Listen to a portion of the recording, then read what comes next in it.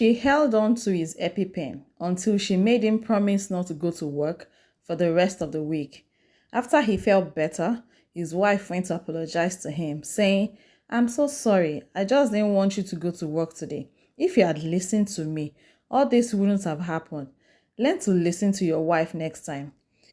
With Jonathan looking at her in amazement, wondering what kind of person will endanger the life of their spouse just to make them do what they want. He resumed work the following week, and his friend came to pay him a visit at work. And Jonathan told him all he had gone through in the past week, of how his wife for a few weeks had endangered his life several times just to obey her instructions. "Look, Jonathan, Veronica is an amazing woman. And don't forget, this is your third marriage. You are only looking for excuses. Just cool down and enjoy this marriage with this one. We know for sure that you are the one with the problem. I'm tired of attending your weddings, when I haven't even been married for once." "So what are you saying?" said Jonathan. "If you're not ready to be married, why get married to these women and turn them into divorcees?" replied Daniel. "You don't understand," said Jonathan. "There's nothing to understand. You have to make your marriage work. It can't be the same thing over and over again," said Daniel. Later that day, Jonathan got home and decided to relax by watching his favorite program on TV in the living room. Veronica came downstairs from the bedroom and saw him relax and thought he doesn't deserve it. So she went into the kitchen, came back to the living room, and asked her husband to get up and do the dishes. Her husband replied and said, "Okay, baby." So she left for the bedroom. Minutes later, she came back to the living room to meet her husband still watching TV. She went to check the kitchen to find out that the dishes haven't been washed. She returned into the living room with a cup of water and emptied it on her husband and said, "Didn't I ask you to wash the dishes?" The husband, furious at this time, replied and said, "I told you I would do it. Is that enough reason for you to pour water on me?" As he was shouting, she stylishly brought out her phone and put a call through to Janet so that she could hear all what her brother was saying to her. Janet on the other side of the phone was saying, "Hello, hello, Veronica, are you okay? Is my brother beating you again?" As Jonathan kept asking questions, Veronica kept acting and responding as if she wasn't the one that called Janet, as she went and started hitting the wall and furniture, making it sound as if Jonathan was hitting her. Jonathan was marveled at what his wife was doing. All this commotion was going on because there was someone on the phone listening, and the gatekeeper also heard what was happening, so they could think that Jonathan was abusing her. After she finished the drama, she stopped and called the call. Jonathan asked, "Are you okay? What is the meaning of all this?" She said, "You are asking me if I am okay, Abby? If you love yourself, get into that kitchen and wash those dishes." Jonathan obeyed. Moments later, there was a knock on the door. It was Janet, looking so worried and asking Veronica if she was okay. Veronica replied, "I'm okay. What are you talking about?" Janet said, "You sounded hot over the phone. You must have dialed my number mistakenly. Did my brother hit you?" "I know he's my brother, but you need to tell me all I need to know." "I am fine. We are fine. There's nothing wrong." "Okay, so where is he now?" asked Janet. "He has gone out, but please do not tell him any of this when he comes back," said Veronica. "Okay," Janet replied. But immediately Jonathan returned, Janet took him outside to ask him some questions. She said, "Brother, why are you hitting your wife?" He replied, "I am not hitting her. Veronica is lying to you. You know what will happen to me if I hit a woman. I will go to jail if I do so as a professional boxer that I am. You know that's the main reason she wouldn't say anything against you, because she loves you so much and doesn't want you to go to jail," said Janet. Jonathan said, "I don't know why you are believing all this nonsense. Next time you lay a finger on her again, I will report you myself if she doesn't report you. This will be the last time I will address this issue with you," Janet said as she took her leave. Jonathan went inside to meet and ask his wife why his sister thinks he is hitting her. "Oh, why would she say a thing like that? I didn't tell her anything like that," said Veronica. Jonathan continued, "What exactly do you want from me? Tell me what you want, please. Everything was okay before the honeymoon. Right after the honeymoon, you changed." "Okay, okay. I just want us to live in peace. Though some things have changed, but I like it like that, and I love you. Just ignore your sister. She is jealous of us," said Veronica, leaving Jonathan even more confused as she hugged him. The next day, Jonathan went to meet Veronica's mother, Patience, and begged her to help him talk to Veronica. So Patience went to visit her daughter and tell her what she had heard and also ask why she's treating her husband, who is a good man, like that. Veronica replied saying, "A good man, you say? By whose standards? You think I am going to let him beat me the way you let Papa beat you till the day he died? Same you who encouraged my sister to stay in her abusive marriage until that man put her on a wheelchair is telling me there is a good man somewhere. Here I am trying to sort things out myself and you are trying to get involved. But he said he never hit you," said Patience. "He never hit me. It is words against mine. I will never let any man trample on me all in the name of marriage," replied Veronica. "Please, please, my daughter, listen to your mother. Take things easy," replied Patience. "Why should I listen to you? Did you live by example? Or is it until I receive a few slaps here and there before I will be referred to as humble in marriage?" After Patience left, Jonathan came home to meet his wife with bruises all over her face and arms and asked what happened to you. "Who beat you?"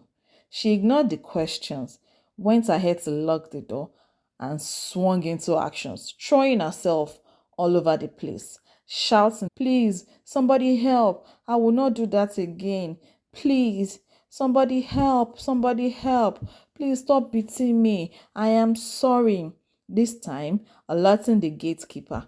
When the gatekeeper heard the commotion, he tried to open the door, but it was locked, so he kept begging and shouting, "Oga abeg, leave madam alone. Oga abeg, Oga abeg, leave madam alone." But Veronica continued her drama with Jonathan, looking in shock. When she was done, she opened the door and ran outside, making it look as if her husband had just finished beating her. The gatekeeper asked what happened. "I never knew Oga was this wicked. Oh." She replied, "I don't know what I have done. No.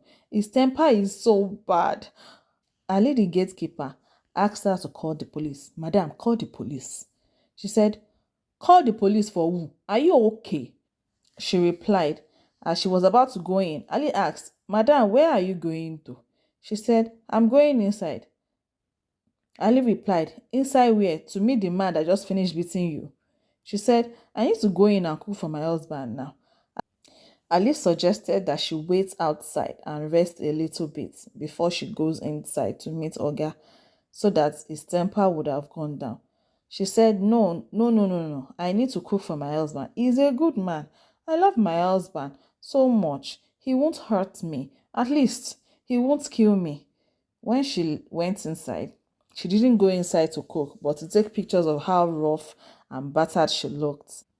As she was doing that, Jonathan came back to the living room and asked sarcastically, "I hope you like my little gift to you. Next time you go about telling the whole world about our marriage, I will show you Shiggy." Jonathan replied, "You know what? I am tired of this whole thing and I can't live like this anymore." Veronica got up and said, "So what are you trying to say? Are you saying that you want a divorce? You know that cannot happen. You can never leave me because I am your last bus stop." "Are you threatening me?" asked Jonathan. "Oh, I am not threatening you. I am telling you for a fact what I would do to you if you try to leave me.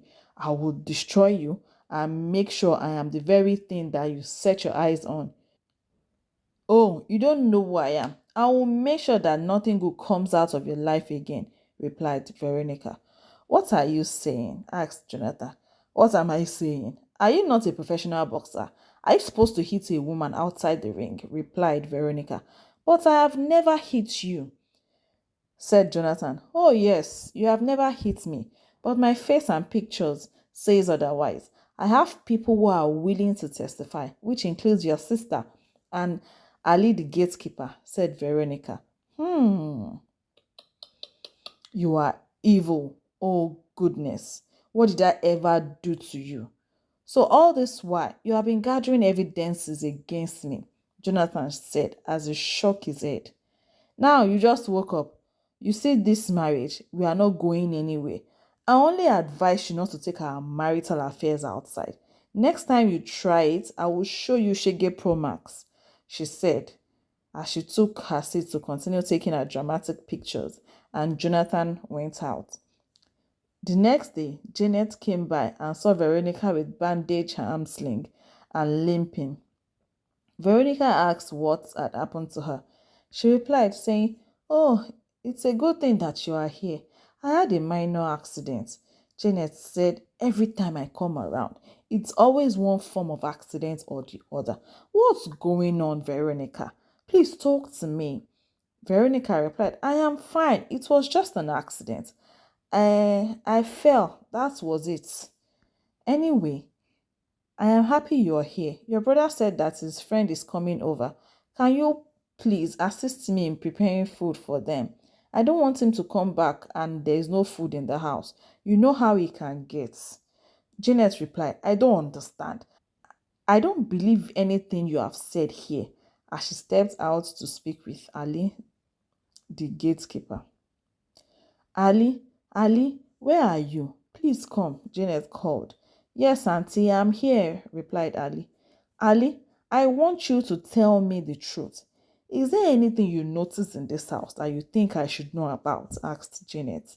"Nothing, Auntie. Everything there all right," replied Ali. "You need to tell me if my brother and his wife fight or if my brother beats his wife," asked Janet. No, Auntie. Oga, Oga no dey beat him wife," Ali stuttered. "You know you can be arrested and taken to jail if the police comes around and finds out that you are not telling the truth," said Janet. "So I will go to jail? I no wan go to jail, oh, Auntie." "Okay, I will tell you wetin I know," said Ali. "Okay, I am listening," said Janet. Na madam. Na madam no wan make I talk. She say she love her husband. Say if I say anything to anybody, I go lose my job. And I no wan lose my job. But Oga, e be like say Oga dey beat madam well well. Like yesterday now, as Oga come back, e go inside. I come dey hear shout, dey hear shout. I come dey try to open the door, but e dey locked. I come dey hear shout more like say Oga dey beat madam. I come continue to dey try to open the door. I come use my super power as the security man for dis house to push down the door. The door come open. As the door come open like dis, na im Oga madam come get chance to run comot. As she run comot, she be like person wey trailer jam. I no know wetin to do o. Abeg, I no wan go prison, Ali narrated. "What? Are you sure of what you're telling me?" asked Janet. "Auntie, I dey sure," replied Ali. "Okay, thank you," Janet said as she went back into the house to meet Veronica, who was pretending to be cooking. Veronica, come out here. Ali has told me everything that happened. How dare he do this to you and still expect you to cook for him and his friends? If you go back into that kitchen, you and I will have a problem. Are you saying I should not cook for my husband? Your brother is a very nice person, no," said Veronica. "Cook what? Sit down here," replied Janet. Afterwards, Jonathan came home from work with his friend Daniel and saw his sister. As he was about to greet his sister, Janet got up from where she was sitting and gave Jonathan a hot slap. How do you think Jonathan will get out of this problem he has gotten himself in? Please send in your suggestions via the comment section. Also, like, share, and subscribe to our YouTube channel. See you in part 3. Thank you for watching.